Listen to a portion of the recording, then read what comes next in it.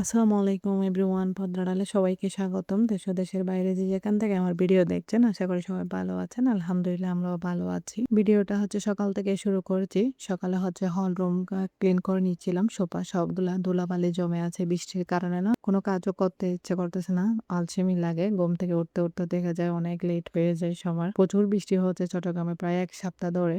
অতিরিক্ত বৃষ্টি হলেও ভালো লাগে না, আবার একদম বৃষ্টি না হলেও ভালো লাগে না। এখন বেশি বৃষ্টি হয়ে গেছে, অনেকদিন অনেক কাপড় চোপড় জমে গেছে ধোবার জন্য। ধুতেও পারতেছি না, শুকাতেও পারতেছি না, কেমন জানি একঘেয়েমি লাগতেছে বাসার মধ্যে বন্দি বন্দি। বৃষ্টি হলে না বাইরেও বেরোতে ইচ্ছে করে না, কেমন জানি হয়ে যায় চারদিকে।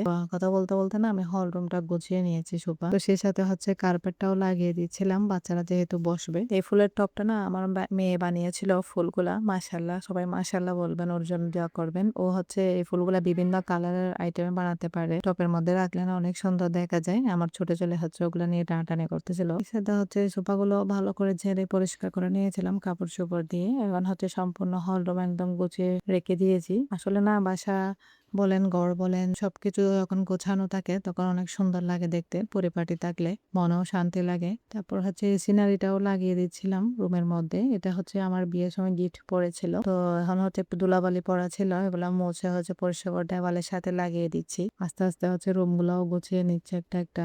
দুপুরে বৃষ্টির দিন, না অনেক বৃষ্টি পড়তেছে প্রচুর, তার কারণে বিরিয়ানি রেডি করছিলাম। প্রচুর পরিমাণে বৃষ্টি, দেখতেই পাচ্ছেন, হয়তো ক্যামেরাতে বোঝা যাচ্ছে না, অনেক বৃষ্টি। আমার ছোট ছেলে না, ও জন্মের পর থেকে প্রথমে গ্রামে এসেছে আজ 1.5 বছরে। 1.5 বছরের মধ্যে কোনোদিন গ্রামে আসা হয়নি ওকে নিয়ে। তো অনেক খুশি বৃষ্টি দেখে, বাইরে খোলা জায়গা দেখে। যেহেতু বাসা বাড়িতে বন্দি বন্দি থাকে, ও শুধু পারতেছে না যে খোলা জায়গা ওঠানে নেমে খেলাধুলা করতে দৌড়ে দৌড়ে। এদিকে বিরিয়ানি রান্না করতেছিলাম, চিকেন বিরিয়ানি। তো এদিকে আলু কেটে নিয়েছিলাম বিকালের দিক দিয়ে অনেকগুলা। বাচ্চারা ফ্রেঞ্চ ফ্রাই বানাতে বলতেছিল, তো ফ্রেঞ্চ ফ্রাই গুলো আমি রেডি করে নিচ্ছি কেটে। তো অফ ক্যামেরা আমি ফ্রাইও করে নিয়েছি। খেতেও বসে গেছে বাচ্চারা সস দিয়ে। এগুলো বাচ্চাদের পছন্দের খাবার। ফ্রেঞ্চ ফ্রাই বলেন, কাবাব বলেন, জাল জাতীয় যা নাস্তা আছে আর কি। খাওয়া দাওয়া শেষ করে কাপড় গোছাতে চলে এসেছিলাম। এগুলা আমার শাড়ি, অনেকগুলা শাড়ি আনমেলে তো এলোমেলো হয়ে পড়া ছিল, তো কিছু কিছু বের করে নিচ্ছি বোঝানোর জন্য অবসর টাইমে। তো আপনাদের সাথে একদিন শেয়ার করবো ইনশাল্লাহ আমার বিয়ের পর থেকে কতগুলা শাড়ি ছিল। আরো অনেক ছিল, অনেকজনকে দিয়েছি আমি, কারণ এতগুলা শাড়ি কি করবো। এগুলো আমার হাজবেন্ড ওনার নিজের দোকান থেকে বানিয়ে নিয়ে এসেছিল দুবাই, যখন ওনার কাছে দোকান ছিল। তো অনেক সুন্দর এক রঙা শাড়িগুলো আর কি, এমব্রয়ডারি কাজ করে করে অনেক ধরনের নিয়ে এসেছিল, বিভিন্ন কালারের ওনার পছন্দ মোতাবেক। এটা আমার ইউনিভার্সিটিতে গিফট করেছিল।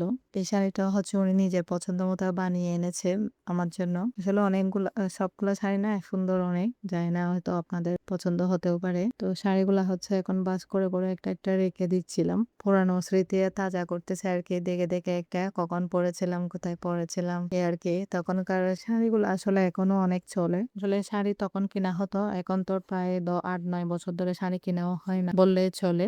বেশিরভাগ সময় 3 পিস পরি, যার কারণে শাড়ি মোটেও কিনা হয় না। এগুলা সব আমার আগের শাড়ি, প্রায় 10 বছর আগে। তখন বাইরে বাইরে থেকে আসার সময় অনেকগুলো শাড়ি নিয়ে আসতো। প্রতিবার আসার সময় চার পাঁচটা ওনার পছন্দ মোতাবেক, যে দেশ মানে বিভিন্ন দেশে যাইতো, ওখান থেকে ঘোরার সময় শাড়ি নিয়ে আসতো ওনার কাজের জন্য গেলে। সেই জন্য অনেকগুলো শাড়ি জমে গিয়েছে, এখনো অনেকগুলো পরাও হয়নি। শাড়ি পরে কাজ করতে না অনেক কষ্টও লাগে, 3 পিস পরে যেভাবে আরাম পাওয়া যায়। তো সবাই ভালো থাকবেন, সুস্থ থাকবেন, আল্লাহ হাফিজ।